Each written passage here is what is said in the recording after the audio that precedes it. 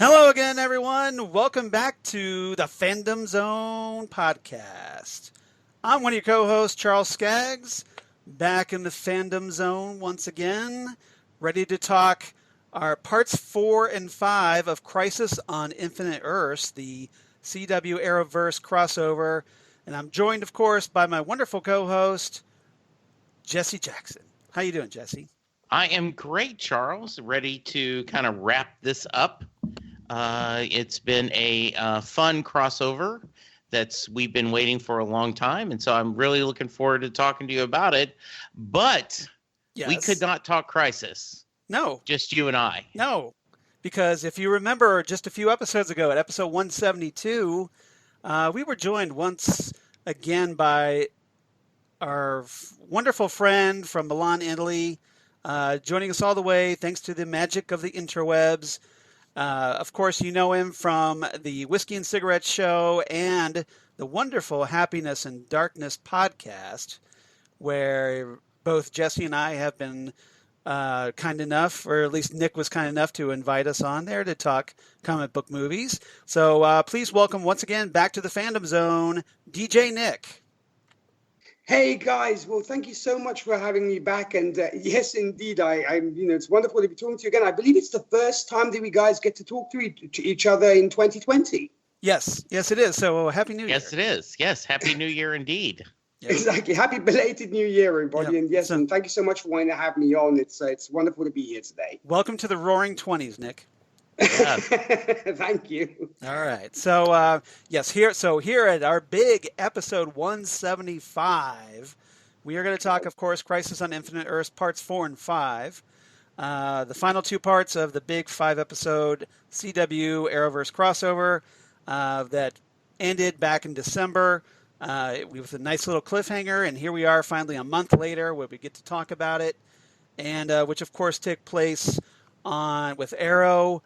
Episode 8 of the 8th season, and that was part 4. And then, of course, ending the storyline with a special episode of Legends of Tomorrow right before the 5th season starts. So it's essentially like episode 0 of season 5, where we talked Crisis on Infinite Earths part 5.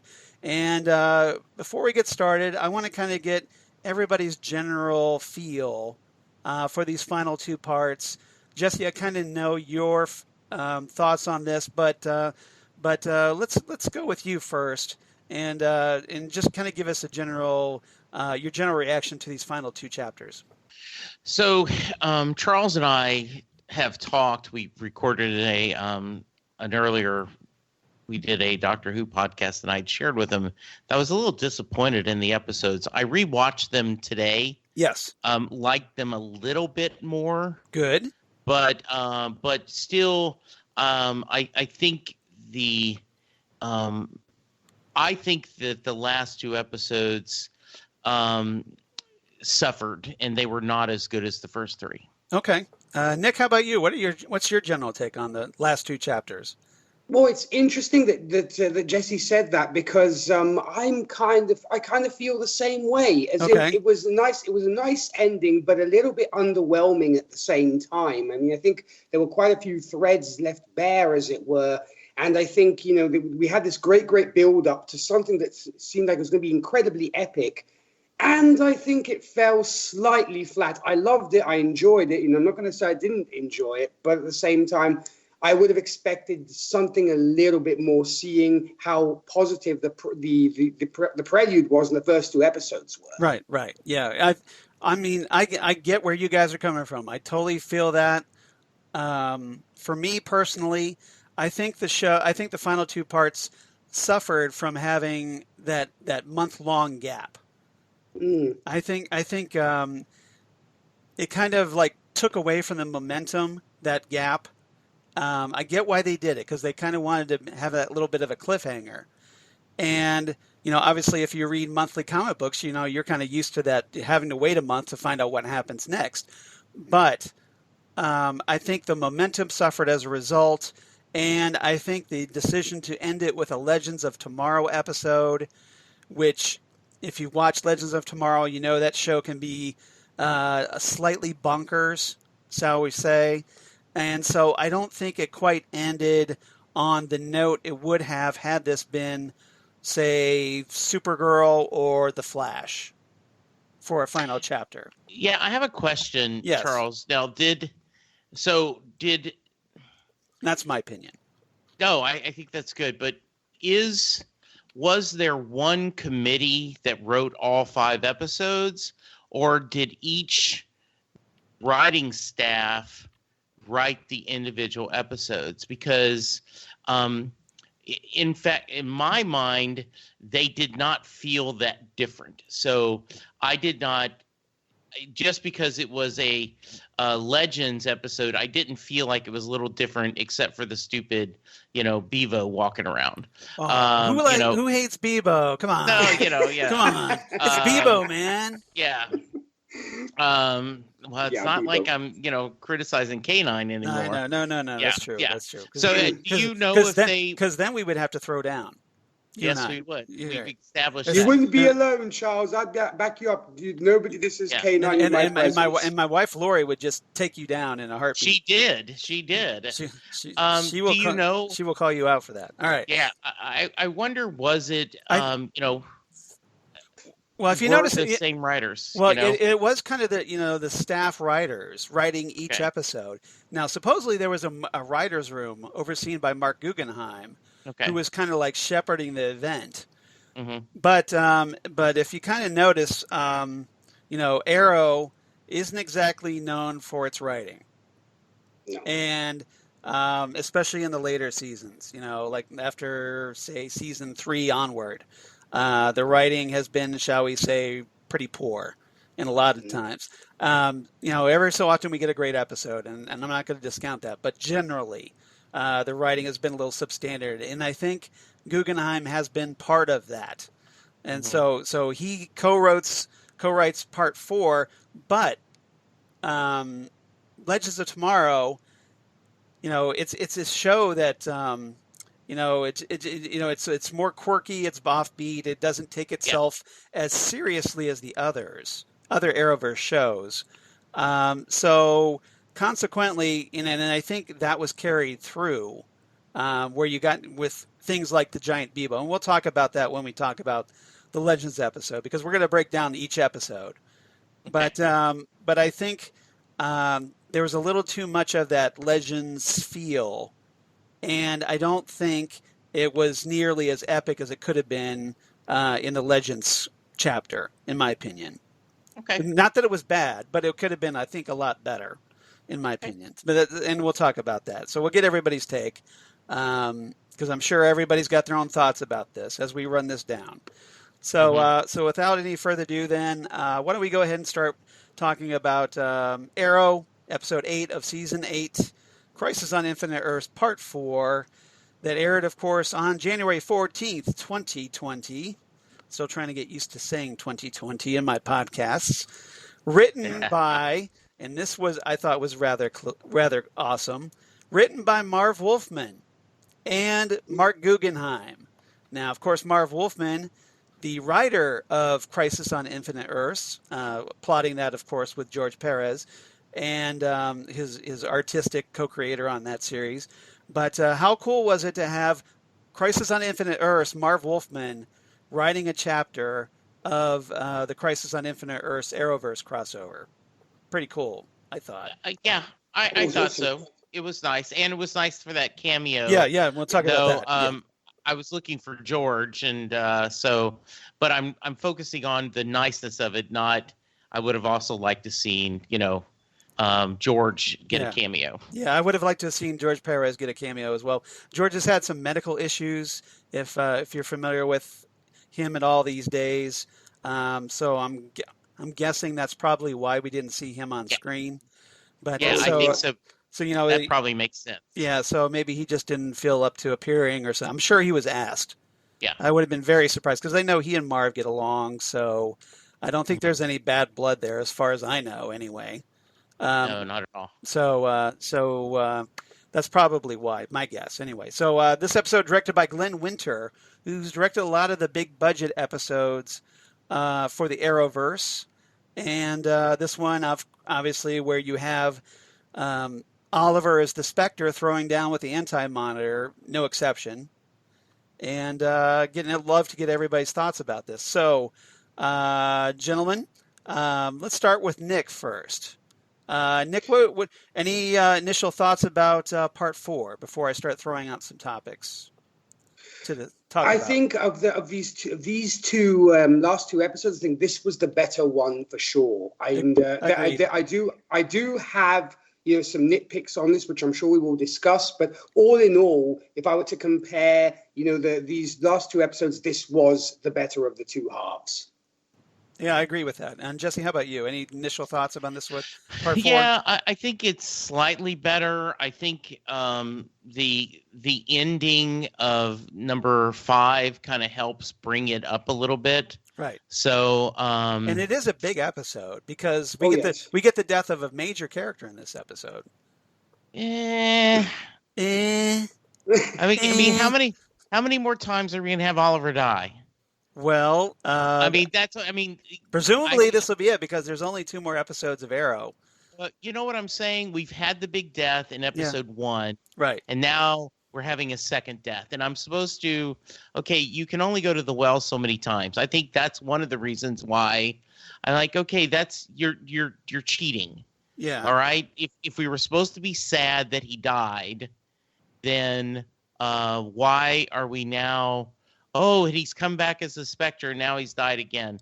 I just think that was not well served. Well, if you remember when we talked our first parts 1, 2, and 3, I threw out the idea that, hey, Oliver is going to come back as a Spectre because he has to throw down with the Anti-Monitor. He has to be the one to take him down, and that's what happened. You didn't like the fight. Horrible fight, not worth anything. Yeah. Okay. All right. Yeah. All right. So we kind of start this episode off with the origin a little bit of the Monitor. We kind of get a little story here. We get an actress named Melanie Murkowski as Zanine Novu, presumably his wife, and who is a fellow scientist. And essentially, if you read the original Crisis on Infinite Earths comic, you know that there's a character named Krona, who is a major part of that, where we see Krona, he was a scientist experimenting, reaching all the way back to the dawn of time. And it's that act which kind of unleashes the Anti-Monitor, the antimatter universe. So in the Arrowverse continuity, we have the Monitor essentially his creation, which also creates the Anti-Monitor, is the cause of this instead of Krona. And so, Nick, what any thoughts about what you thought about this origin for the Monitor? Well, I will have to say that as soon as, I'm sure just like you guys who know the comics, as soon as I heard the word Malthusian, it was a huge pull at my Green Lantern heartstrings. Right. Knowing, of course, that is the race of the Guardians of the Universe, naturally. And I was hoping to see some of our little blue friends, but I guess, obviously they probably evolved into and became the little blue men later. Yes. But I thought it was an interesting origin for it, and I like the fact they did introduce the concept of the Malthusians, because I guess it also then maybe gives them leeway for the Green Lantern TV series, which apparently should be coming out on HBO, right. I believe later either this year or in the near future. So I really, really like that, and I like the fact that they did introduce this concept to us. It was a nice introduction. I think it was the relationship between the two. I felt was nice, but I think it was a little bit rushed. Right. I mean, we it's kind of like, oh, okay, look, before he became the Monitor, he had a wife and he was married and he was happy and this kind of thing. But it was kind of very, very sort of quick paced, and we didn't really get too much time to spend with Melanie at the same time. So it was nice, but I thought it could have been maybe built upon a little bit more, or don't even put a character like that and just say he was a scientist and he was working on this stuff and then he became the Monitor and he ended up creating the antimatter universe. I think her character was a little bit superfluous in narratively speaking. So even though it kind of gave us the backstory for the Monitor, you would have been willing to sacrifice that to focus on other things. I would have, yes, because I feel that when you're putting stuff like this in, you could have done other, something to make the story even more compelling. I mean, you can give the origin of the character, but maybe either you do like a quick flashback or something.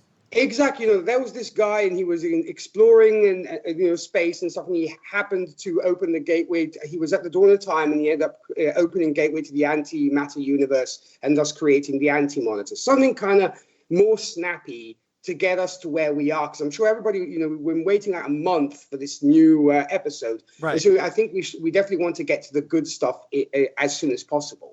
Right. And that makes sense to me perfectly. So, Jesse, any thoughts about the origin of the Monitor? So I am so glad you went there, Nick, because originally when you were talking about the background story, I was going, I'm just going to be Humpty Grumpy this time.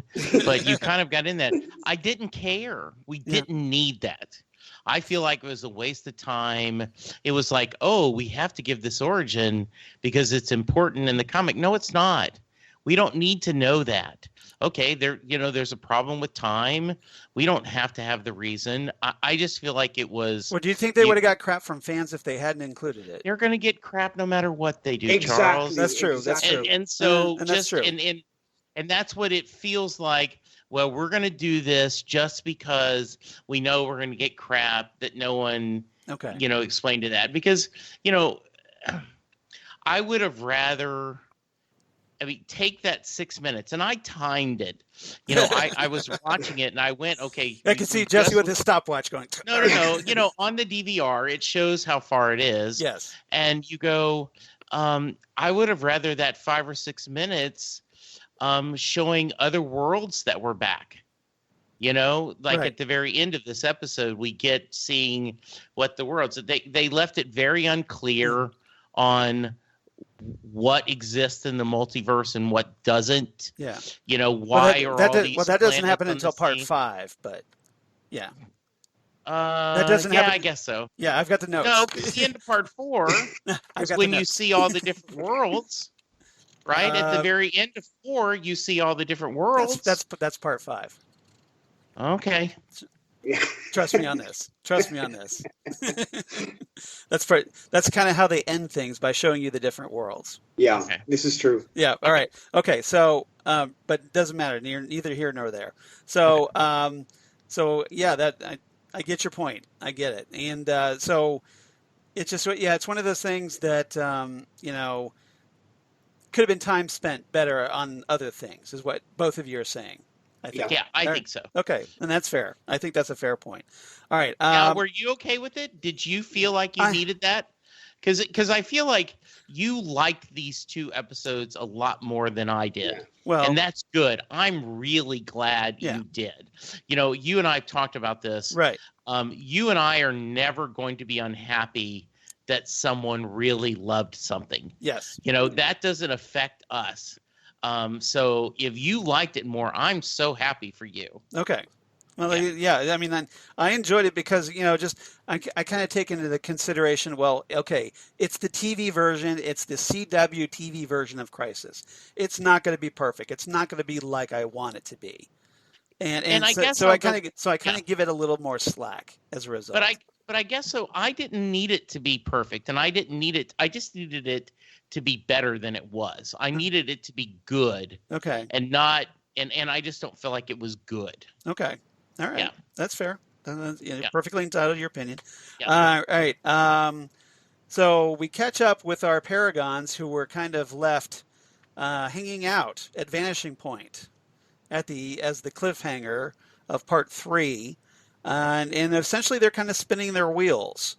Ryan Choi, who is essentially our human perspective in this, he's writing letters to his vanished wife about how they're all dealing with things, and he's like grown out a beard. We find out it's been a month since they're hanging out.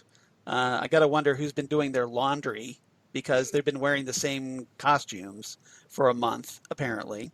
And finally, Barry shows up.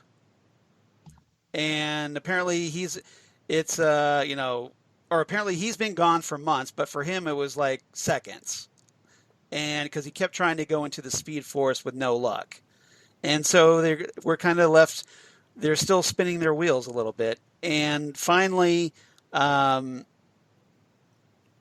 shows up as the Spectre, and he kind of reveals that the Speed Force is, hey, that's the key to saving everybody. And everybody kind of reacts to seeing Oliver as the Spectre. So any thoughts from anybody about Oliver showing up as the Spectre? I know, Jesse, you probably seemed like you had a problem with it, considering that he died, already previously. Oh no, I liked him as the Spectre. I thought that was a really nice twist. Yes. It was Green Lantern in the past. Yes, Hal Jordan, that role when Hal Jordan died. Yes. So I thought this was a really nice way. And I actually thought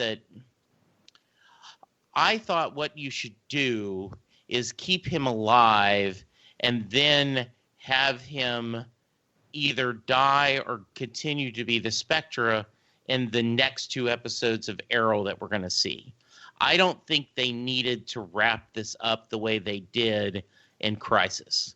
So I have no problem with him being the Spectre, and I like everything about that, and going back and seeing it, and the whole touching Barry on the forehead and like, poof, now you have extra powers. Yes. All that's nice. Supercharged. The execution, though, of the very ending, I was like, it didn't leave me. If they wanted me to be sad, it didn't work for me. Okay. All right. Nick, any thoughts on seeing Oliver as the Spectre? Well, I'm a huge fan of the Spectre, so I was very happy to see him. And I think they did a good job when it came to how Stephen Amell played this particular character, because it needs a certain gravitas to it. Right. And though we know that sometimes Stephen Amell, his acting can, it kind of is hit and miss. But yes. I think in this case, he really nailed it, because it was very straight. It was the way you'd want the Spectre to be. And all around, I thought it was really, really cool. What I got in general, when you were talking about describing the whole scene of our heroes kind of have their wheels spinning and stuff, and they're kind of just waiting around, I kind of got a beginning of Endgame vibe.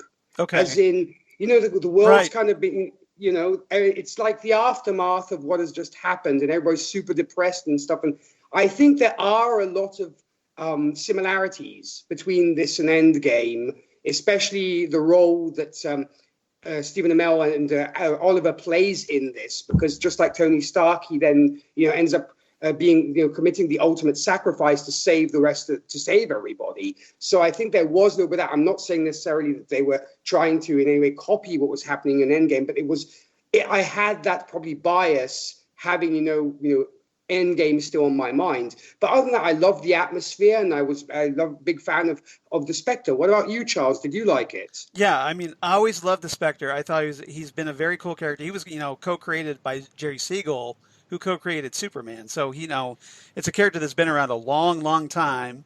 Very powerful character. And when he's written, he can be a very cool character. And, I'm familiar, of course, with Hal Jordan becoming the Spectre during the whole Day of Judgment miniseries and that kind of like follow-up Spectre series that lasted a couple years with Hal as the Spectre before they decided, okay, well, we need him back as Green Lantern. And to kind of redeem him a little bit after that whole Parallax thing. So So it was a nice twist to have Oliver do that here in this continuity. And, like when I talked about it before, that it makes perfect sense because Oliver, since this is kind of his final saga, and the plan, from what I understand, was that it was always that Oliver was going to die in Crisis. That was the plan. And so, with the Arrow show, there's still a couple episodes left. The next episode is supposed to be like the Green Arrow and the Canaries backdoor pilot. So that doesn't really count. And I'm sure the final episode is going to be more of a kind of epilogue to the series as we kind of write out the remaining characters, and probably you'll get a voiceover or something from Stephen Amell. So essentially this is his final story. This is how he wraps up. And, Crisis, the original comic, was the kind that had two big deaths with Supergirl and the Flash. And, so here we get Arrow, Green Arrow, but he comes back just briefly as the Spectre, just to take out the Anti-Monitor before he dies again. And I thought, like you said, Nick, I think Stephen Amell kind of stepped up. He kind of gave the Spectre a little bit more of a different personality than he gave Oliver Queen, I thought. That he's more cosmically aware than, of course, Oliver would be. So he probably has a more, obviously a more different approach, but it still felt like Stephen Amell because, hey, it's the same actor doing it, right? And so, it kind of, it makes sense, and it kind of drives things forward because we're driving toward that big Spectre versus Anti-Monitor clash in this episode. All right. So next topic I want to talk about just really quickly. We pick up from here. They come up with a plan to find Mar Novu, and essentially the team kind of splits up. We have half the team going to Maltus to try to stop Mar Novu from becoming the Monitor, and creating the Anti-Monitor in the process, and the rest trying to that we have Barry trying to run around the Speed Force, trying to bring everyone together. And so we kind of find we find that characters are kind of being held together by the Spectre, and just like in the comics. And we have some nice little scenes, and we have this great scene where Barry literally runs into another Flash. So we kind of have a Flash of Two Worlds thing, and that's a big one. It's a big cameo where we get Grant Gustin's Flash meeting Ezra Miller's Flash from Justice League. So I'm going to go with Nick first because I know he's my fellow Flash fan. And Nick, what did you think of Grant Gustin's Flash meeting Ezra Miller's Flash? To be honest, this time around, I was really, really happy. I mean, I know that, and when we had actually talked about Ezra Miller being the Flash and Happiness and Darkness, and you had been a part of that, Charles, I liked this version of Flash. But at the same time, I was thinking to myself, he is almost surprised when the name Flash is uttered. So we're thinking he has the costume, so either he hasn't given himself a name yet, right, or he doesn't know what the heck is going on. But the two work so well together. And here I think is where also Ezra Miller's more comedic side, which was rather berated and disliked in the Justice League movie, right, shines and almost makes sense. Because here you can be funny. It's like, oh, you want a selfie, bro? I didn't know that this was a cosplay or this kind of thing. And I thought it was great fun. Yes. And I like the fact that they, noted that there was a nod to the DCEU as well, saying we're also acknowledging that the DCEU exists. And to get Ezra Miller, you have to think that they really had to possibly stretch the budget to have him come on and make an appearance, seeing, as we're mainly used to seeing him on the big screen and not on TV that much anymore. So I absolutely loved it, and I think the two actors must have had a blast as well. Yeah, from what I understand, they made sure Grant was cool with the idea of the cameo before they did it. Oh. But it seems like they got along pretty well. At least it came off that way in the scene. So Jesse, what are your thoughts about that crossover? So I'm about to lose my DC badge, yes, because I did not recognize who it was. Oh wow! I was like, I guess this is supposed to be someone we know. Yes. I haven't rewatched Justice League probably in Since it came out. Yeah.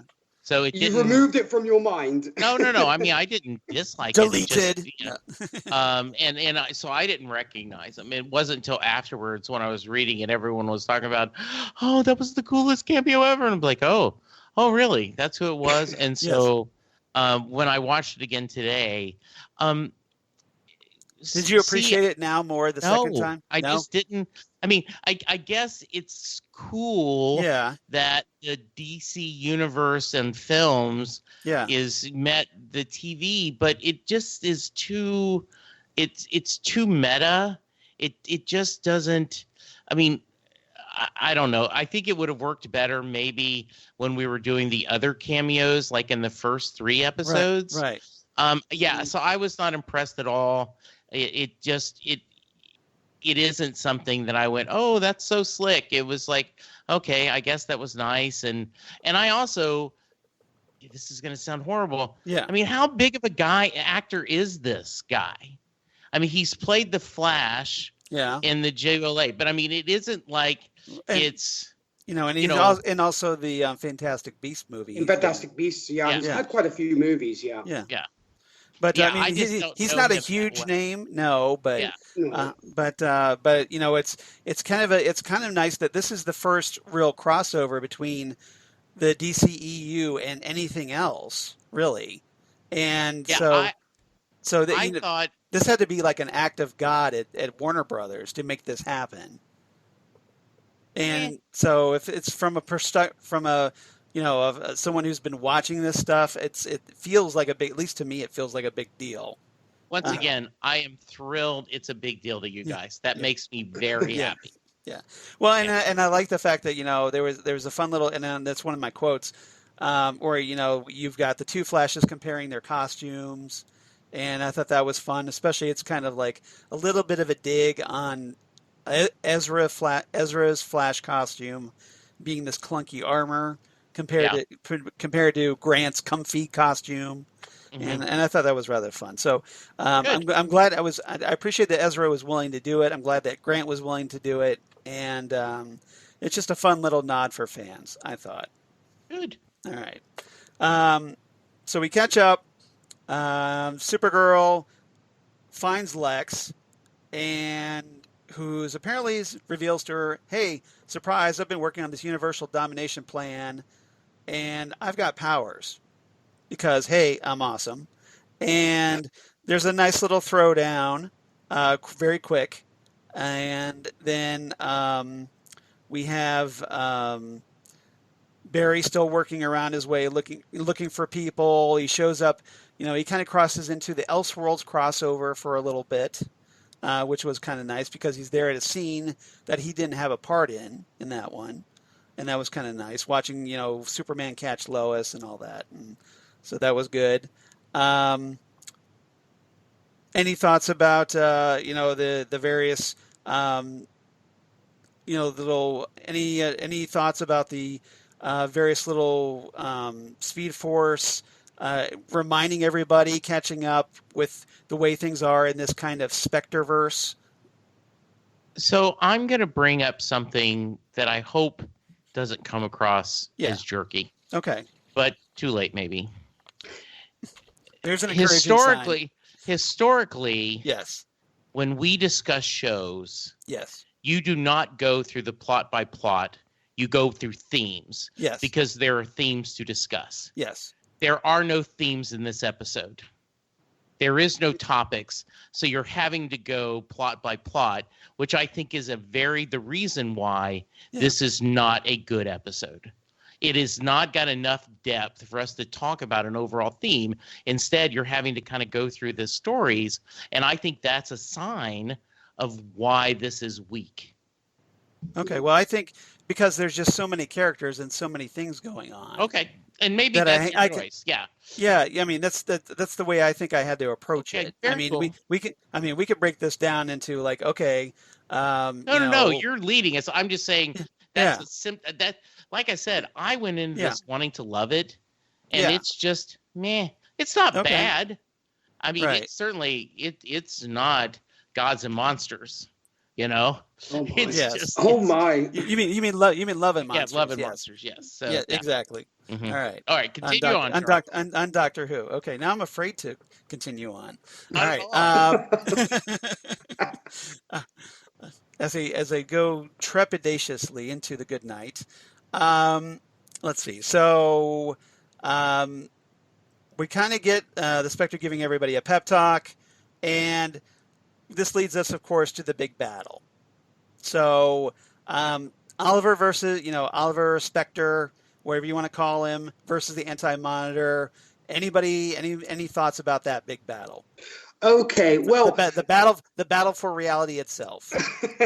well, Charles, if I may, Yes. the first thing I wanted to actually say was you had mentioned earlier about the scene that we also got with John Cryer as Lex Luthor, and I would like to make a small mention saying that I think in these two episodes, John Cryer to me is one of the MVPs of these two episodes. Agreed.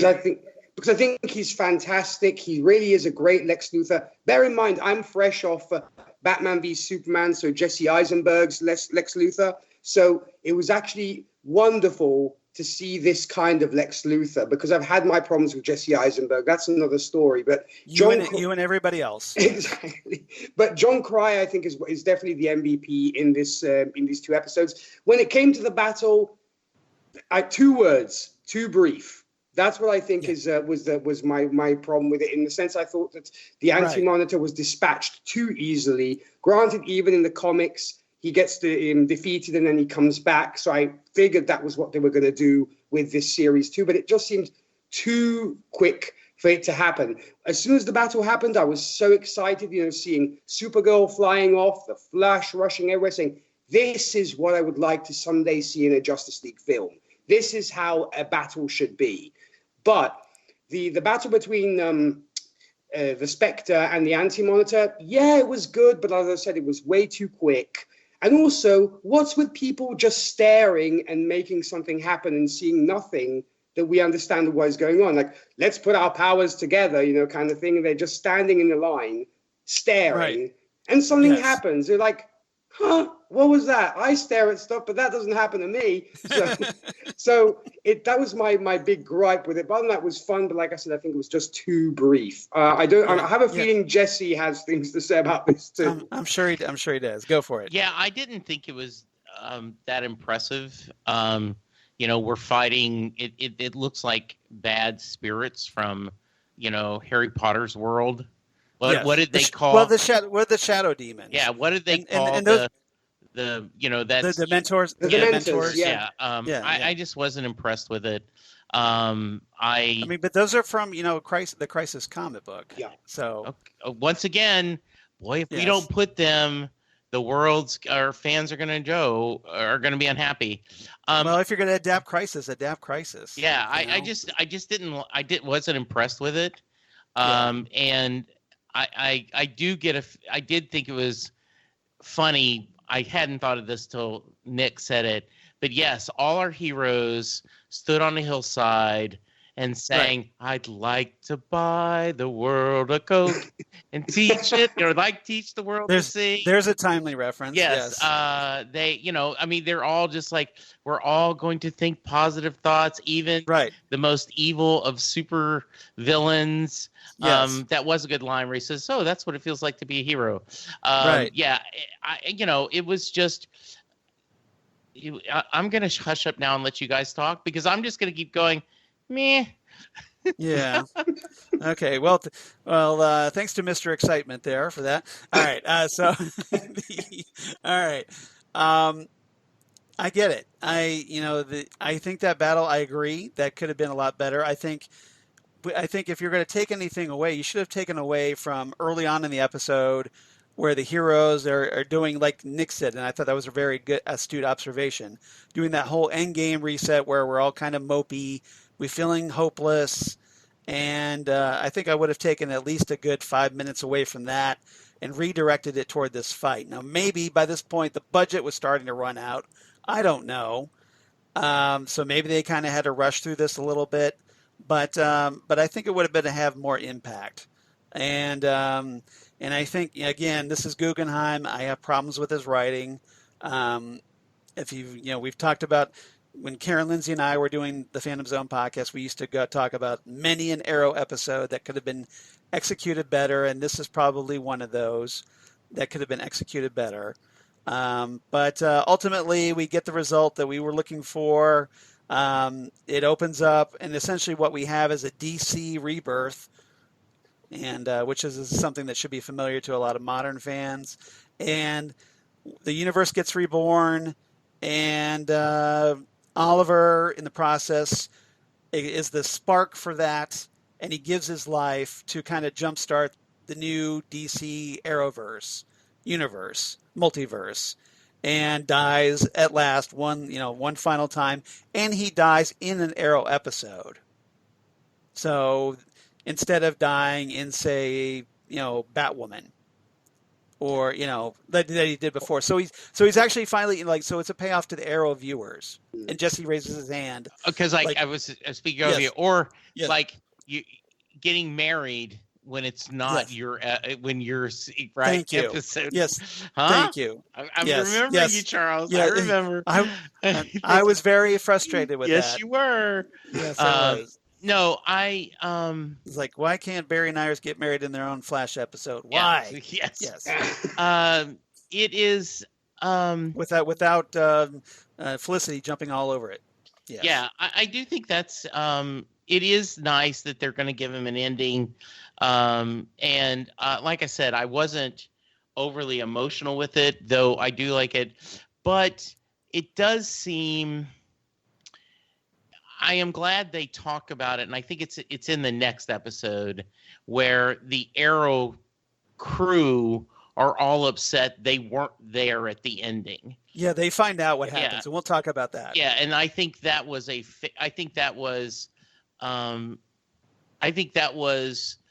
sharing some frustrations that fans may have, and actually being true to the characters. I think Diggle would have been happy. He would have been unhappy. He would have been, I should have been there. I should have been at his side.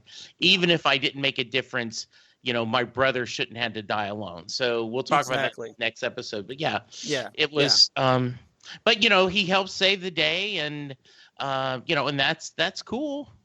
Yeah. Mm-hmm. And we this might have been how Stephen Amell wanted to go out too. Yes. So we have to kind of take that into account, I think. Yeah.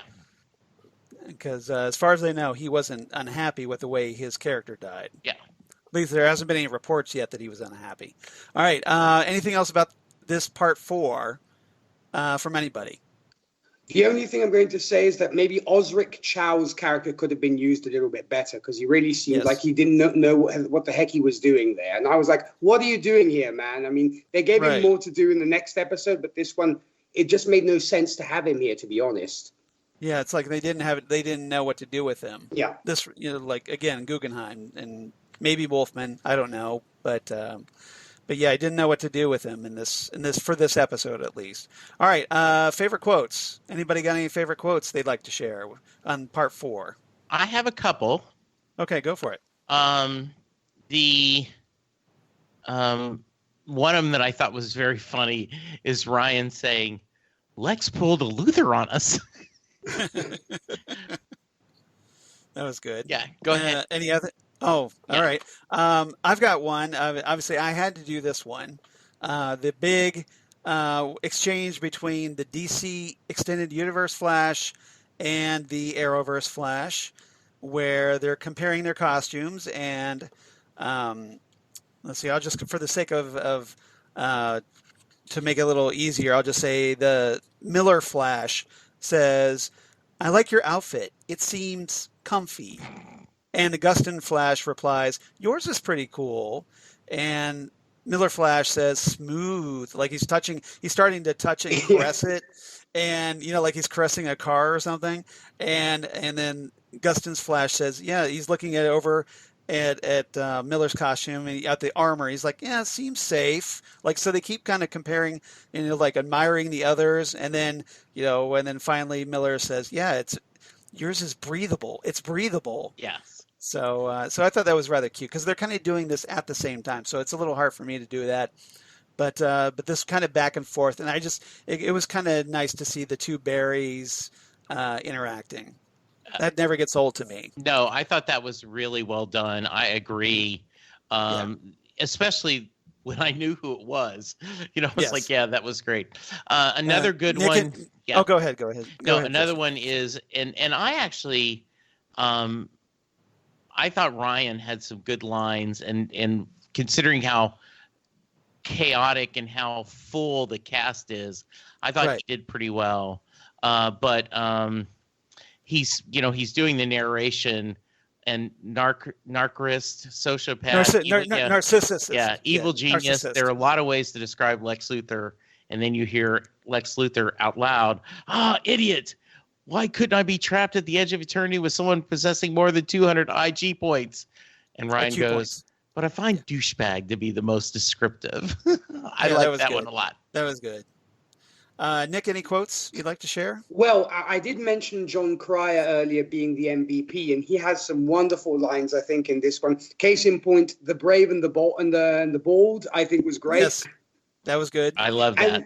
And also when Osric Chow's character comes in, he looks and goes, "You ruined the perfect bad guy plan." And I thought that was wonderful. Just the way he delivers the lines, I think, is wonderful, because they could seem very cheesy, but just the way John Cryer delivers his lines is wonderful. Right. Yeah, I mean, I still can't get over the fact that Lex Luthor's nephew Lenny from Superman 4: The Quest for Peace has turned out to be the best on-screen Lex Luthor we've gotten so far. And when he was on that after show with Kevin Smith and everything, he really came across how much he was excited to do this. And I agree. He has been really good.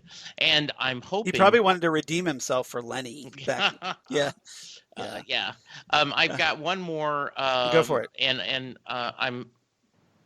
there's the Oliver's big line. I hope you have that. So I'm going to pull another one for you.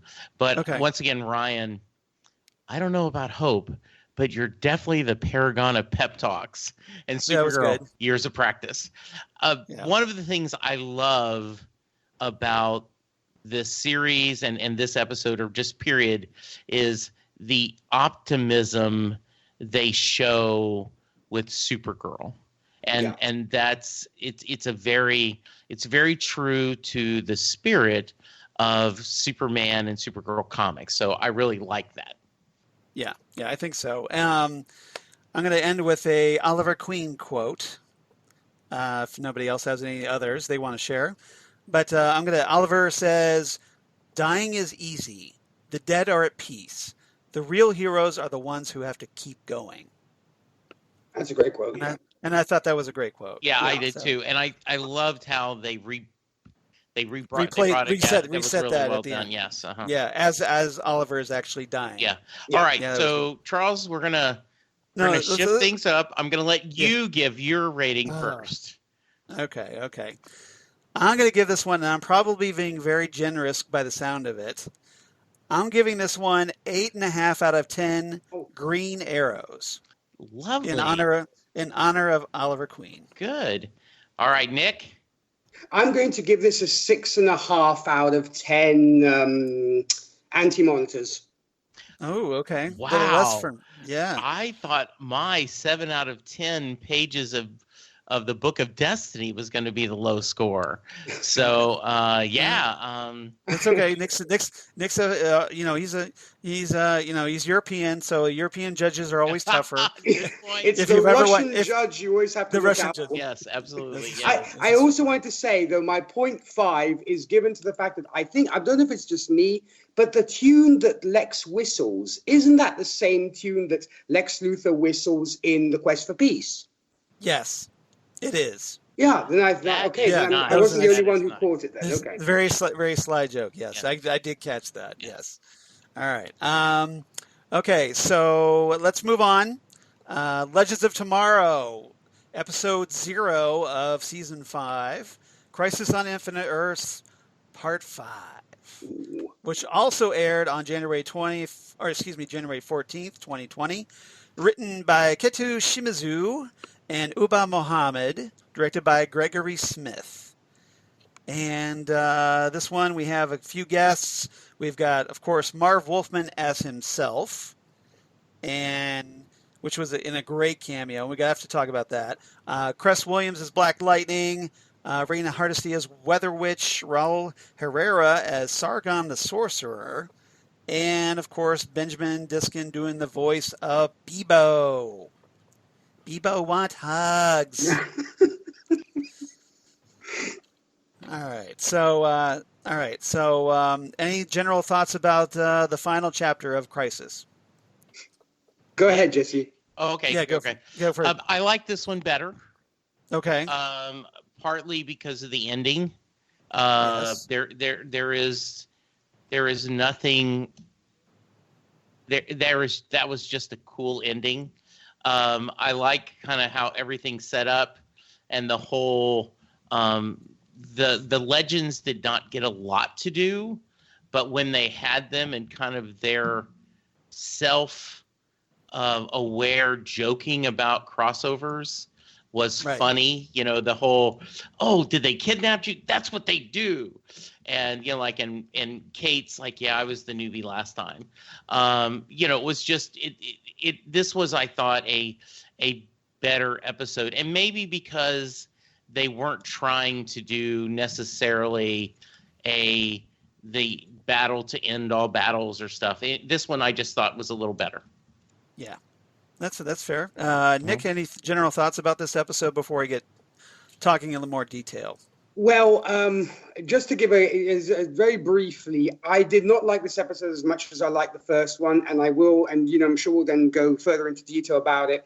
There were a few things that that must be a really low rating. Ooh, yeah, there were things that I was very, very happy with, and there were things I was like, why are you doing this? I mean, please, can we do something better, please, here? I mean, yes. I have to say I was very tough with this episode because I love this stuff so much, and sometimes you have to be a tough parent with the kids that you love because you want them to do well, and sometimes you know, I think it was a bit of tough love on my part. So good for you. Yeah. That's all right. Nothing wrong with that. So all in all, I said I'm going to say I didn't like it as much, and then I will show my writing, as they say. Okay. All right. That's fair. That's right. So let me just kind of set the table for this one really quickly. This is essentially the episode where we kind of see the fallout from part 4, and we've woken up.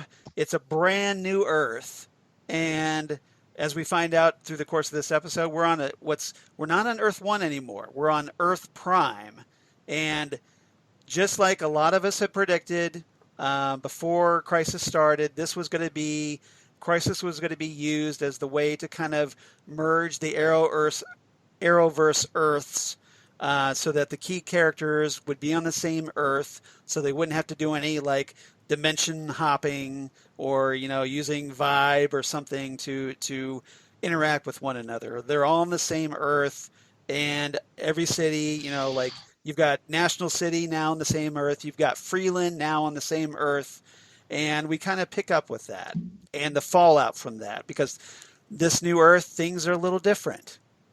It's not the same old. To kind of rebirth in a rebirth way, where we kind of relaunch and some things are different to set up some future storylines down the road on each individual series. First and foremost, we find out that, hey, on this version of Earth Prime, Lex Luthor is not a fugitive criminal. In fact, he's more like the Lex that we know from, say, the John Byrne era Superman, where he's the very successful businessman who has a very public persona and is, on the surface, is well liked. But of course, we know he's secretly up to no good, and it's going to be up to the heroes to try to bring him down. And I'm sure that's what's going to be the main focus on Supergirl and probably Superman and Lois as we go forward. So any thoughts about Lex Luthor's, the new Lex Luthor? I loved this it. Continuity. I loved it very much. I mean, it made me also think of kind of the Superman storyline where Lex Luthor becomes president of the United States. Right. And so I really love that because, I think it kind of also had the audience guessing a little bit as to, was this all down to him, or did Oliver want to give him a fresh start and make him into a good guy? So you don't know until you get that wink from John Cryer, I think, right. where he's like, he must have rewritten himself in some way, or he must have had a hand in changing himself. And I thought it was wonderful. And also Melissa Benoist did a really good job in this, I think, when her reaction to this and her shock, and where everybody's like, he's such a great guy. She's horrified by all this. Exactly. Yeah. And everybody's like, he's such a great guy. Him and Lena are two of your biggest supporters and stuff. And she just can't hack it. And you could tell she just is going crazy. And I love that, and yes, I was a big fan of this. Loving the comics and the fact that, of course, there is that situation in the comics too. So I was definitely a very happy camper in this case. Yeah, I kind of know I wonder what happened with Lena, but that's I guess we'll find that out. Jesse, how about you? What is your thoughts on new Luthor? I love the new Luthor. I love the kind of weak, the idea that everyone thinks he's a good guy and they admire him.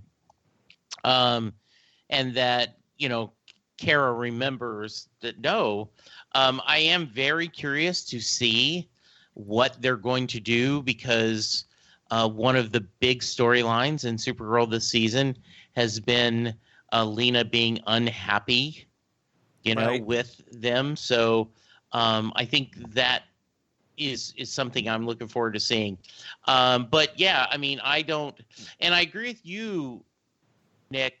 Is this, this is somehow him having that book of destiny has been able to let him, manipulate things and do that. So we'll see what happens. But I thought that was a nice twist, and kind of gives you, as a writer going forward, something fun to play with. And it appears John Cryer is enjoying playing Luthor, and he's like, hey, you guys want me to guest star and be on this TV show? I'm thrilled to be it. Which it sounds like we're going to obviously see more of Lex. Yeah, I hope so. And he's going to be he's going to be more brought into not just like a guest star status. It's going to be like he's going to be in the forefront for a while. Yeah, and I like the idea, especially you're setting things up because we are going to have a Lois and Clark season episode. So I think it's important to have you need a Lex as a role in that. I agree. Yeah, and maybe they're going to be using him to set up Superman and Lois. We'll see. Okay. But and then one of the things we find out is that all the Paragons apparently they remember what things were like before.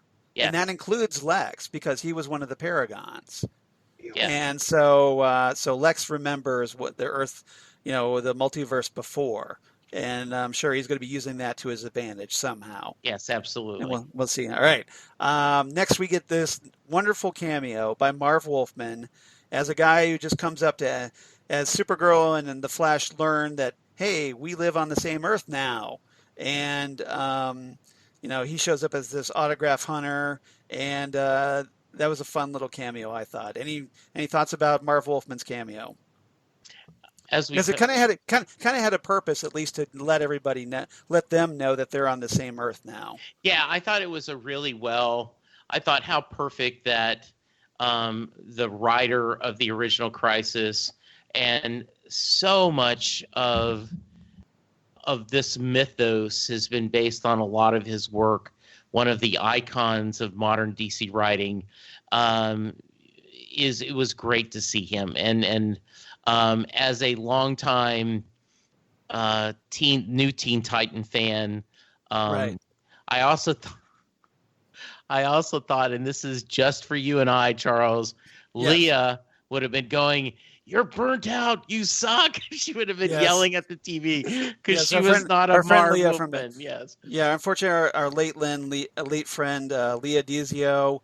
Back in the day, back in the 90s, when we were all part of the Titan Talk APA, Amateur Press Association fan group, And yeah, we had a few interesting thoughts about Marv Wolfman's writing back then. Yeah. And this was, of course, during the 90s, not during the 80s when it was with George Perez. Right. And so, but it's kind of, he's older now, so it's kind of hard to hold those grudges, right? Yeah. Absolutely. You shouldn't hold on to those grudges. No, we shouldn't. No, I thought that was really nice, and especially now that you remind me that George fighting probably some health reasons is. I mean, I would have loved to have seen him. Yes, absolutely. I would have loved to, but at least Marv was able to. Yes, do it. Absolutely, I agree. So yeah, it would have been great if we had both, but understandable if there's medical reasons why George Perez wasn't there. Yeah. All right. Nick, any thoughts about Marv's cameo? Well, I'm a huge fan of Marv Wolfman's writing, and I mean, he's created some of my all-time favorite characters, both in Marvel and in DC. So it was wonderful to see him, and I thought it was very also cool that they, brought him in and said, this is just the guy, who created just, a few characters that were slightly influential in the comic book world. So I thought it was nice they gave him his due. And I certainly hope that when we get the new Blade film, they will do the same thing, because Marv Wolfman, for those who don't know, also created Blade, who's one of my favorite characters. Yes, he did. And I hope we might get to see him in the new Blade film as well, because that would be really, really cool. That would be. That's a good thought, yeah. Because especially now that Marvel's got control of Blade, which is great. Now, I thought this was I love this scene, but I thought it was a kind of a missed opportunity to not have Marv going to both Flash and Supergirl. Didn't I kill both of you? It was a missed opportunity. I agree with you, Charles. Yeah, just like, aren't you dead? Something to that effect. I thought it would have been good. All right. So let's move on. So we kind of pick up, catching up all across. We catch up in Central City. We catch up with Team Arrow, and Team Arrow. Essentially we've got Sarah going around telling people, along with John Jones, the Martian Manhunter, filling people in telepathically, and Team Arrow finds out that Oliver's dead.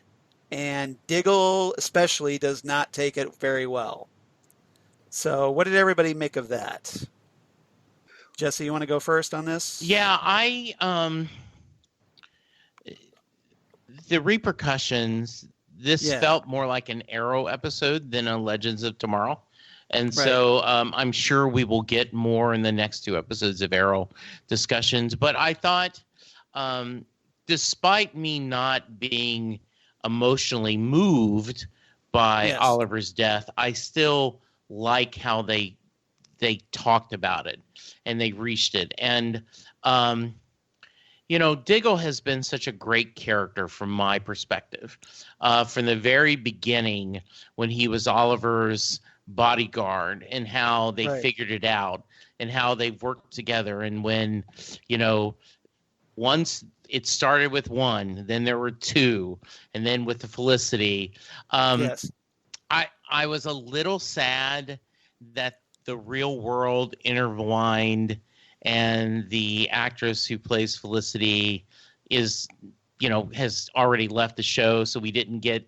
They talked about her, but we didn't see her. I was a little sad about that, but overall, there's just nothing not to like about that. Yeah, I'm guessing we're going to find out her reaction to Oliver's in the final Arrow episode. Yes, I'm guessing. I'm guessing so. we'll get her reaction to all that. All right. And then Nick, any thoughts about Team Arrow's reaction to Oliver's death? I thought it was actually beautiful. I mean, the actors really sort of literally acted their hearts out on this, and I thought the emotion was so tangible, and I loved it from everybody. And I am also a huge fan of John Diggle, and I sincerely hope he will become Green Lantern eventually, because I'm so hoping, because he's just a wonderful... I was hoping for that in Crisis, personally. Me too, because it almost seemed like they've been teasing us constantly, John Stewart kind of thing. It's right. But yes, I love these guys. I mean, we've literally spent years with these characters, and so they are part of our, shall we say, I don't think I say this exaggeratingly, part of our extended family almost, so Yes. I really sort of felt for all of them, from Dinah to Renee to everybody. It was just wonderful. And you could tell that they were really, really sad. And I think maybe also in the back of their minds, they're also thinking, this journey is coming to an end for us as actors too, because, it's Arrow is going to be ending. And so some of these characters we might not see again, some we might, some we not. But I think they're also thinking that too, that it is almost a journey coming to a close. So it was very bittersweet, and I thought it was one of the highlights of this episode. Yeah, I thought David Ramsey did. Yeah. I thought David Ramsey especially did a great job as Diggle, his reaction to finding out about Oliver. Oh yes, yeah, I agree, absolutely, and hopefully we'll get a little bit more of that in the final Arrow episode. All right, we obviously next thing that happens, we get a giant Bebo attacking the city, where things take a very Legends of Tomorrow turn. Turns out it's just a diversion for Sargon the Sorcerer robbing a bank, and he gets quickly taken down. I don't know if we need to spend any time on that. I just want to say, as much as I was harassing that. Yes. There is something beautiful about that. About to see a giant stuffed Bebo doll running, rampaging down the main street. Yes, it is. I laughed so hard the first time they did it on Legends, and then here I was like, I couldn't believe they did it again. I was happy to see Sargon, from the Golden Age, and although he's a villain here, he's a villain. Yeah, but in the comics, obviously he's a hero. I don't know if you're going to talk about this, but by far one of my favorite things about Legends is Roy has become the Jane Cobb character in this, and McRory, I'm very prolific, where he has ended up being this romance novelist, outstanding romance. Just there's nothing about that I don't love. I just smile at that. It never gets old. And to see him signing away as Rebecca Silver. Yeah, I that is actually one of my quotes. His nom de plume. Yes, absolutely. All right, Nick, any thoughts about Bebo before we move on? Well, I just felt it was, I think how I feel and how Jesse felt about this. I thought it was kind of filler, the whole Bebo thing, and they could have done something else instead of giving us Bebo. But I suppose I totally agree. Being a Legends episode, they had to say, we just want to remind you this is a Legends episode, so guess what? We get Bebo. And I thought to myself, what a way. I mean, I hate to be so mean because I really love this stuff, and I don't want to, upset any listeners or make them think that I don't love this stuff. But I was really I thought it was one of those filler tracks on the great album. That was my thought. But yes, when it comes to Dominic Purcell, I mean, I love the man to bits. He's always been my favorite Legend. And I was so glad he was there because he always gets so many chuckles out of me. He was the good part of the comedic, should we say, part that we got in this episode, because Bebo we could have done without, and we could have done something else because it doesn't lead anywhere. That's what kind of irritated me. Yeah, I love Giant Bebo, but we didn't need to see Giant Bebo in this. Let's focus on the Crisis stuff. Well, it's almost like they were like, hey, we want everybody to get a good taste of Legends, so they'll stick around for our season. And as opposed to telling the Crisis story. And I'm gonna. I don't mean this in a bad way, but with, the rumor right back in the day was when the Beatles recorded albums, and we have to give Harrison George a song. It's like, and George Harrison is a very talented songwriter, and you show all four of them how successful they were. But it's the idea, well, it's a Legend, so we got to do something silly instead of let's just because you had that in the vibe of the people, it's a crossover, so you had that feel. You didn't need that necessarily, I think. And so we kind of pick back up with the Crisis thing because, hey, it turns out, surprise, the Anti-Monitor's not dead after all. And we kind of had to do our little homage to the Crisis on Infinite Earths number 12 cover, where he had all the superheroes attacking the giant Anti-Monitor. And so that's what happens here. And, so he grows all giant-sized. And there's a little bit of a throwdown. It's over pretty quickly. As Ryan Choi, this is where Ryan finally steps up. He comes up with his plan like, hey, we'll just shrink him into the microverse, and that's how we'll deal with him. Because he'll be really, really tiny. And so the plan goes off. They are able to shrink him down. Everything's good. It's all done. Even with the shadow demons, they go away. Everything's good. And then we kind of pick back up more with the after effects. So it's almost it's this final climactic fight almost felt to me like an afterthought. Yeah, I was totally right there with you. Yes. Yeah. Go ahead, Nick. Nick, any thoughts before we get? And I'll go to Jesse if you got any thoughts on this. No, the word afterthought is the perfect word. It's le mot juste, as the French would say, because it is such an afterthought. I mean, this is supposed to be like the biggest bad that ever lived, Right, right. He was dispatched like a villain of the week, It was just like, you're building to this destroyer of worlds. Sorry, what were you going to say, Charles? No, I was just agreeing with you. Yeah, go ahead. This is like, as I said, it's like the Thanos of DC, even more so. And yet they beat him so easily. And it's like, yeah, villain of the week, really. That's the vibe that I got. And you'd think that the stakes would be a little bit higher instead of these, everybody kind of rushing around him and kind of, beating him and stuff. You think they would take some sort of a beating, yet they don't. Just kind of rush around saying, oh, what can we do? What can we do kind of thing. And you don't feel that the stakes are high. There's not really much tension. Even when they come up with the bomb to miniaturize him, it just seems over just way too quickly. There's just no energy, as it were, and no sort of stakes. That was my main gripe with this. You're just kind of going, that happened. Yeah, exactly. Yeah, and I don't know, maybe it has been a long time since I've read Crisis. So maybe that was supposed to happen, that they thought they defeated him and then they didn't. Yeah. That's what happened. But it just, once again, I don't think you would be better served if you take these two episodes, muster around where you get one final battle in episode 5, like probably at the halfway point.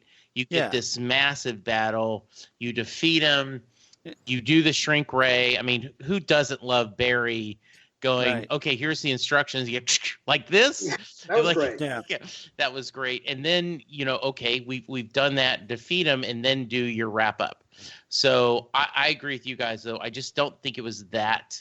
It wasn't, it doesn't flow as well. And I think that's one of my, we have to have 2 battles with the Anti-Monitor, and neither one of them I thought were that impressive. Yeah, and again, that's, I think, partially because it's a CW Arrowverse budget.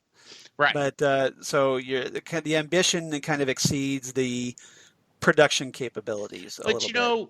Charles, for me, character is what drives this thing. And so there is a way to do this better. There are, originally Game of Thrones was going to talk about they were never going to show the battles. Yes. So there is better writing you can do to deal with your strengths and kind of downplay your challenges. So fingers crossed. HBO does a Crisis on Infinite Earths series like they did Watchmen. There we go. Yes, because that's the Crisis that we all want and need and deserve. I think. Yes. Amen. All right. Okay. All right. So let's see. So we get more After Effects. The president addresses the nation, does a nice little tribute to Oliver. So he's publicly redeemed in the eyes at last. And I thought that was really well done. I was wondering who the actress was. I kept thinking this should be and I had to look her up. She's been in a couple things. Nothing like it wasn't a cameo. She's certainly It could have been a cameo. But I was kind of hoping that it would have been. I would have liked to had some kind of cameo. I think that was a role that was dying for someone of significance to be the president. Would have been nice, at least from my point. Maybe whatever scheduling didn't work out, so they kind of fill in actress. I don't know. Yeah, she did a really good job as president. So that was very nice, little touching. We find out that the Diggles have 2 kids again. So baby Sarah exists in this new Earth Prime. We have Lois telling Clark to get home to their sons, plural. And I'm kind of wondering what's up with that, because we kind of figured, well, John Kent, the current Superboy, was one of them. So who's the other? Yeah. And it's going to be an John and interesting Jordan, question. I would guess. Jonathan Kent and then Jordan, like Jor-El.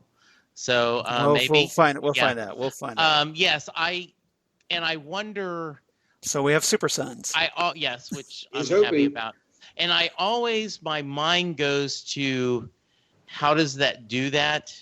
How do you not remember? And then how do you remember that? And I can't remember what movie or what novel I wrote about that said they explained that you could remember both timelines kind of in your mind, depending on which one you focused on.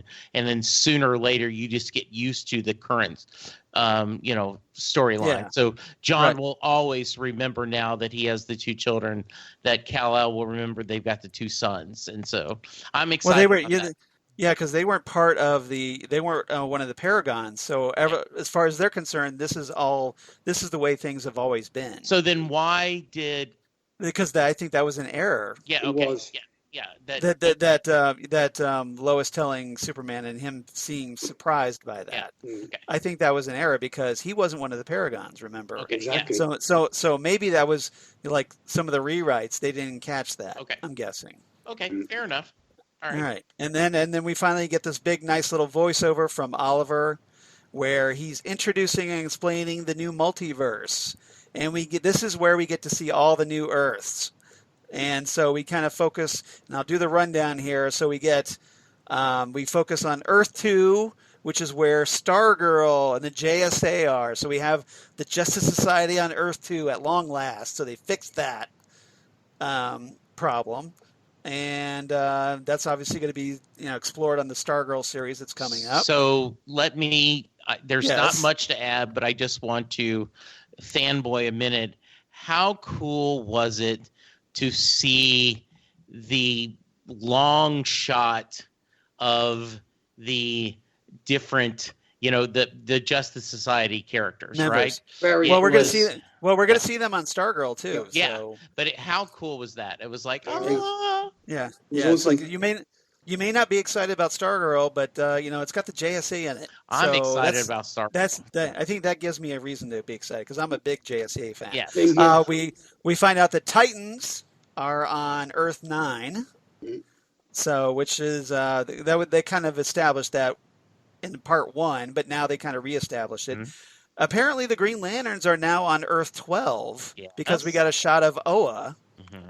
So I'm sure Nick was pretty geeking out about that. Oh, I was so happy. And also to have the guts to recognize the Green Lantern film. Very few people would do that. Right. Yes, it's like they actually used footage from the film on that. Yeah. So that was good. Swamp Thing, turns out he's on Earth 19, but hey, his series is canceled, so sucks to be you, Swamp Thing. The Doom Patrol, they kind of established that the Doom Patrol and Titans are now on separate Earths. So presumably that's why I know on Titans, when Beast Boy has his flashback to the Doom Patrol, we got to see the original Bruno Bashir chief, as opposed to the Timothy Dalton chief. So there's a different Doom Patrol on Earth 9 apparently than on Earth 21. And then of course Earth 96, we find out that hey, Brandon Routh's Superman is back. And this time, his Kingdom Come Superman has been redeemed. He's now rocking the red and yellow chest emblem as opposed to the red and black. So that's kind of cool. And they did a wonderful homage to Christopher Reeve flying over the Earth and resetting that. So I thought that was nice. The only thing missing was him, like a lot of times he would salute or something, but yes, well, he just kind of waves, like, yeah, that was so smile. Did they play the John Williams Superman? No, they didn't. In my mind, I heard it, right?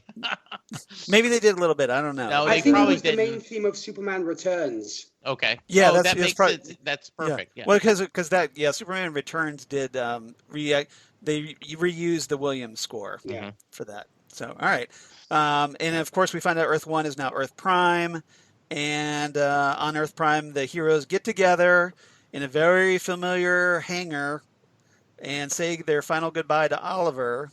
And they have a nice little Oliver shrine, and he's got his glass costume in a glass case that I'm sure Kate Kane, she looted the Batcave and got one of those glass cases that Bruce always has for costumes for dead heroes, and used that. And and then Barry reveals, hey, we've got a table, and this is a place where we can hang out. And if there's ever another crisis like this, and we even have a seat at the table for Green Arrow in a very touching little tribute. And what did everybody think of that big moment? Kind of they don't call them the Justice League, but essentially it's the Arrowverse Justice League. So what did everybody make of that? Go ahead, Jesse. Okay, I was going to be polite.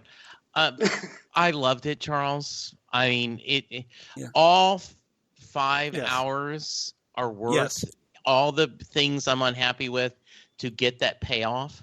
Okay, so you were even though there were things you didn't like, and you were that was a good enough payoff. And one of the things that I really, really liked is I'm going, why?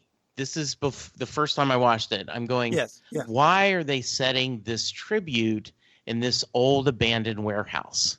I knew why. Yeah, and I didn't. And I'm like, because I watch The Flash regularly, like a religious thing. So I do too. But I mean, I'm like, this just seems dumb.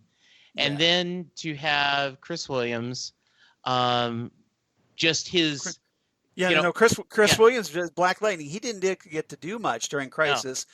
But thankfully, he's there. He's got a seat at the table. Yeah, and because hey, he's got a TV show. I love that scene where he just I didn't know him, and he silently kind of takes his fist and pats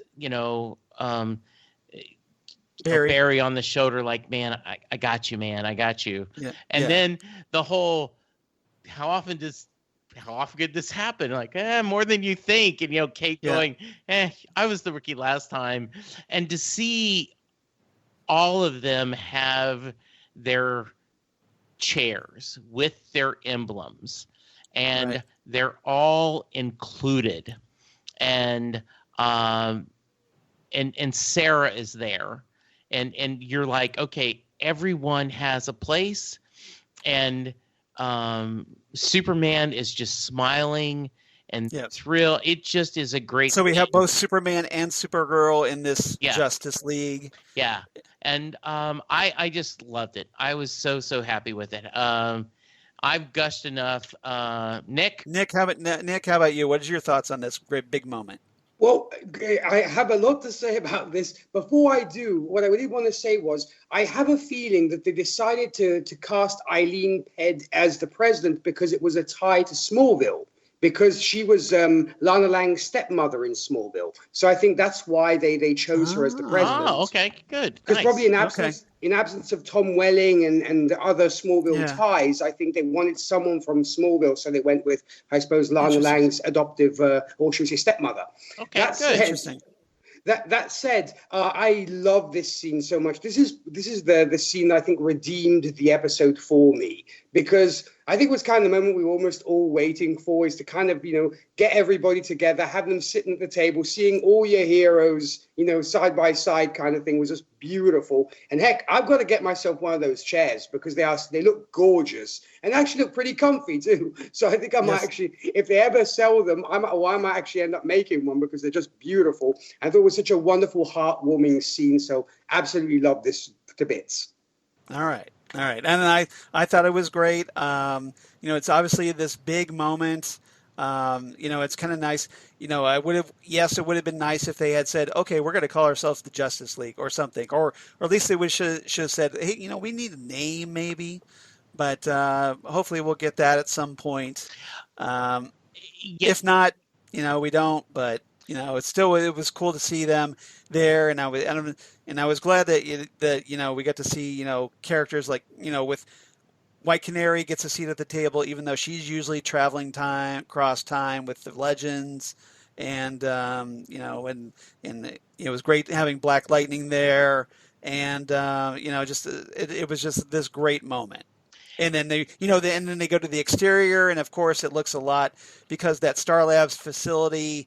There was the joke because it was it looked a lot like the Super Friends headquarters, Yes. The Hall of Justice, and so they start playing the Super Friends theme music, and then they cut to, and this is where I thought they shouldn't have done this.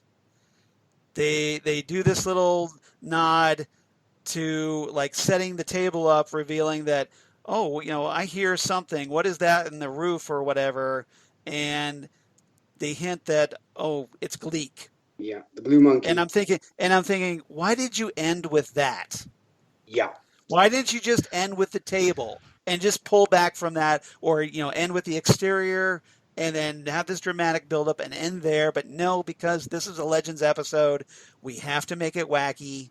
And so they did Gleek. I had not thought about it being a Legends episode. That's why they did that. I just thought it was a really bad decision. I took away from the big moment. I agree with you. I thought, and I really, as you saw, I'm applauding Charles as he's talking. I think I agree with you. If for once, if we're rewriting this often, how much I love you. Yeah. I agree with you. What would have been perfect is everyone smile, you cut to the outside, you see it's the Super Friends, it looks like the Super Friends, and you hear Barry or Kara or someone say, well, are we going to call ourselves anything? Yeah. And then cut. Then if you wanted to play the Super Friends music, I'm okay with that. But you didn't need the silly joke about the space Gleek. monkey. Yeah. Yes. You didn't need that at all. Nick, any thoughts about Gleek? I agree with that too. I think Gleek, there was no point really in putting in, but I suppose as you guys were rightfully saying, it is a Legends of Tomorrow episode, so they wanted to put in the comedic element. I mean, heck, they could have done a Captain America in this case and go, what about Justice? Boom. And then, kind of black screen and credits, right. Yeah. Or see that one of them is about to pronounce the word justice, and then you go to end credits. That would have been kind of cool. How about and then cut to black. Yeah. I think that would have been much better because, like you said, it ruined the perfect moment. End it on an epic note. I mean, don't give us you can give us Gleek another time. But this would have been the instance if I had been in the writer's room, I would have smacked somebody and say, "No, we're not doing that. Take that off the board. That's dumb. Take it off. Just end on a great strong note." Exactly. But that's me. That's what I would have done. All right. Favorite lines. I know we're running long. So anybody got any favorite lines they want to talk about? I just have a couple. So I'll go through both of them, and that way you can go. And just when the Mick is at the book signing, and who should I make this out to? I'm such a huge fan, Rebecca. I mean, what should I call you? Rebecca's fine. Nice. And then once again, because I love Roy, where are you from, Sparkles? Don't call me Sparkles. And this is Black Lightning. I'm from Freeland. Martin came and got in my head, told y'all. Martian got in my head, told y'all we're all caught up. It's been a weird day. And Killer Frost, that's an understatement. See, there was enough of that so that it felt like a Legends without having to do the extreme. So those are the two I wrote that I just loved. Yeah. Okay. Nick, any quotes you want to talk about? I'm going to couple that with Dominic going out against Bebo saying, he ruined my book signing. That was good. Yes. That just had me, I was just in stitches with that one. That's probably, that was the one that stood out the most to me in this one anyway. That's great. That's great. Or like when he went furball. I love that man. He's wonderful. Yeah, he's great. Dominic Purcell is just fantastic. I like Sarah talking with Renee Ramirez, Wild Dog, and Barry, where Sarah's going, how the hell did Bebo get here? And Renee says, isn't the more pressing question of why there is a giant Bebo walking down the street? And Sarah says, well, this wouldn't be the first time. It's a long story. And Barry says, that's right. Wally told us about the time you guys used those totems to turn yourselves into a giant Bebo to fight a time demon. And then Sarah kind of pauses for a moment and goes, I guess it's not a long story. So I know that's a cliche. Yes. But it always cracks me up when someone does that. And I'm sure there's a writer, a coach or a writer teacher that says, do not go to that cliche. But when it's done right, I just love that. Oh, it's a really long story. Blink, baby. Okay, maybe not that long. Yes. Yeah. Mm-hmm. And then Sarah and Nate talking with Ava, where Sarah says, yeah, we've been busy saving the multiverse. And Nate goes, you got shanghaied into another crossover, didn't you? And Sarah says, yeah, kinda. And Ava goes, whoa, did they kidnap you? And Nate says, this is a classical crossover move. We tell them we're too busy, they commit a felony. Yes. That was good. Yeah. And then, of course, Oliver saying, in the beginning, there was only one, a single black infinitude. Then the infinitude found release, and then finally the darkness broke, filling it with life, with the multiverse. Every existence multiplied by possibility and spread out before space and time in infinite measure. Civilizations rose and fell, and rose again to cross reality's grasping expanse. Life, a precious gift, persevering in the face of every obstacle, until finally the age of heroes was born. Love it. Nice. Dun, dun, dun, dun, dun, dun, dun, dun. I'm sorry. I slip into that Super Friends theme music. All right. I missed your singing, Charles. Thank you for that. I think everybody missed my singing because they don't want me to sing. No. My horrible singing. All right. So, everybody, what's your rating for this one? And Jesse, I'm going to go with you first this time. So I like this one a little bit more. So I'm going to give it 8 out of 10 Superman flyovers. Nice. And Nick, how about you? I'm going to give this a 7 out of 10 Justice League chairs. Oh, so we because you said you didn't like it as much. So discussing with us made you raise your rating? You know what? Because going over the episode again, right. I think maybe I was in a bad mindset at first because of Bebo. Yes. But then now we talked you into it, didn't we? Yeah, exactly. Because then I think talking it over, that's the beauty. I can't tell you. I cannot tell you, Nick, how often Charles has convinced me. Either sometimes make me not like it as much. Usually it's I like it more after talking to Charles. Yeah, the man can sell ice to Eskimos. Yes, he can. So what you're saying is I'm a used car salesman. No, but I think also, once again, because talking it over with folks, you get to, and with you two in particular, you kind of take the good with the bad. And so, yes, I mean, I have to admit at first I was just going to give it a passing grade, 6 out of 10. But thinking about the good stuff as well, I said to myself, yeah, I guess I can raise it a point in that. So yes, hence 7 out of 10. Awesome. Yeah, and it kind of sort of stuck the landing. They did what they needed to do. They set up the new circumstances, and we'll see how things pay off from here.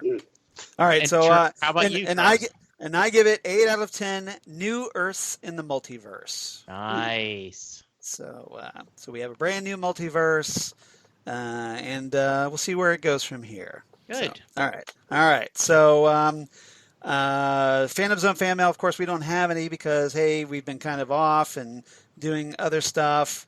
So let's talk about, if you want to reach us here at the Phantom Zone podcast, you can reach us. You can drop us a line at Phantom Zone Cast on Twitter, or you can reach us on Facebook, the Phantom Zone Podcast, Instagram at Phantom Zone Podcast. Please do. That would be great. We'd love to hear from you. Any thoughts about Crisis? And we'd love to hear from you on that. Jesse, where can they reach you on the interwebs? So you can hear me every week talk about Doctor Who with a certain charming co-host, Charles Skaggs. Is Where, he bigger than me? Yes, Next Stop Everywhere, where we talk all about the Doctor and the newest season. You can hear us in the past. We have, if you're just finding the Titans on DC Universe Direct, we have Titan Talk, where Charles and I have covered both seasons of the Titans and the Doom Patrol, and a certain guest star, my friend DJ Nik, joined us on a couple of those. My friend too. Yes, indeed. And then you can hear me talk music and all things Bruce Springsteen on Set Listing Bruce, the Bruce Springsteen podcast.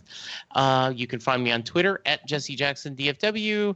Charles, or no, let's go Nick first, I guess. Yeah, yes. Let's go to our guest host here. So, Nick, how about you? Where can they reach you on the interwebs? Well, thank you very much. Well, when it comes to me, for talking about the musical stuff, if you're fans of country music, you can find us at whiskeyandcigarettesshow.com. That's where you can listen to our previous episodes. Our radio show is aired every Sunday from 11 a.m. to 3 p.m. Eastern Standard Time. So be sure to check that out if you're fans of country. If you're fans, of course, and I'm sure you are, of superheroes and stuff, of all you listeners out there. We also have the Happiness in Darkness podcast, where we cover superhero movies from Marvel, DC, Dark Horse, Image, and more. And when it comes to that, you can either go to anchor.fm/happiness and darkness to listen to the previous episodes, or you can follow us on Twitter, where we're at High Darkness Pod, or on Instagram under Hin Darkness, and also, of course, Facebook, where we are under Happiness in Darkness. And what about you, Charles?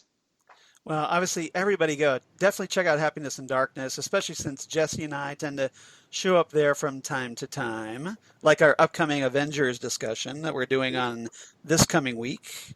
So as for me, of course, at Charles Skaggs on Twitter, at Charles Skaggs on Instagram, Facebook, of course, Charles Skaggs in Hilliard, Ohio, and my blog of geeky things. Damn good coffee. And hot. Damn good coffee and hot, where I talk about all the stuff we talk about here on the Phantom Zone podcast. All kinds of comic books, sci-fi news of my other podcasts they do for the Southgate Media Group, including the aforementioned Next Stop Everywhere, the Doctor Who podcast, and Titan Talk, the Titans podcast, and also Ghostwood, the Twin Peaks podcast they do with Zan Sprouse, friend of the show, who also the wife of comic book artist Chris Sprouse, where we talk about all things Twin Peaks, David Lynch, etc., etc. And everybody, thank you so much for listening to our crisis discussion. We had a ball. It was very nice to have this part 2 for our big 175th episode of the Phantom Zone. Jesse and I have no idea what we're going to be doing next for the Phantom Zone. We're kind of we're waiting. I know Jesse. I sent this list to Jesse of like all these cool shows coming up. So if there's anything you want to talk about, I thought I'd throw that out there. We'll see what he nibbles on, if any of them. And if not, we'll see you around. We're going to be on, our other podcast, Next Stop Everywhere. We're going to be, Titan Talk will start back up with Doom Patrol when the Doom Patrol Season 2 comes out. And, of course, I'm on Ghostwood, and Jesse's on Set Listing Bruce. So in the meantime, you can catch us there. But hopefully we'll be back doing something in the Phantom Zone sometime in the future. But until then, thank you everybody for listening. We had a great year and a great start to 2020. And Jesse, any final thoughts before we sign off? No, I agree. Nick, thank you so much for joining us. It made it a lot special. You were wonderful, Nick. Yeah, you were fantastic. It's so much fun. Yes, there is a lot of good TV coming up in 2020. Charles and I just have to determine what we want to watch, and we're also discussing do we rebrand the show so that it's a little bit easier for people to find. Or come up with a new show. Yeah. I mean, I know I want to talk about Stargirl. We're gonna have to talk about Boys season 2. Yes. I have not watched the Umbrella Academy first season yet, but once highly I do, recommended. There's a lot of good stuff for us to do that we're going to look at down the road. So please keep subscribed to the feed. Keep following us on our social medias. We'll figure it out. Yeah, you will be able to find us, and we will let you know. All right. All right. And everybody, tell your friends. And then if not, in the meantime, you can go back and check back past episodes. Nick, thank you again so much for joining us. We really appreciate it. Absolutely. I hope you had fun. I had a blast as always. Thank you so much for having me, guys. Anytime, I'm always up for anything when it comes to the two of you. So thank you so much. And I will definitely echo your thoughts, saying to the listeners out there, definitely check out these two wonderful, wonderful people, Charles and Jesse. They are passionate and they always do a wonderful job. So if you want a serious podcast with a lot of fun and a lot of heart, check out these two and everything they do, because it's definitely worth your time and it's hours of wonderful listening. Thank you, Nick. Your check is in the mail, sir. Absolutely. All right.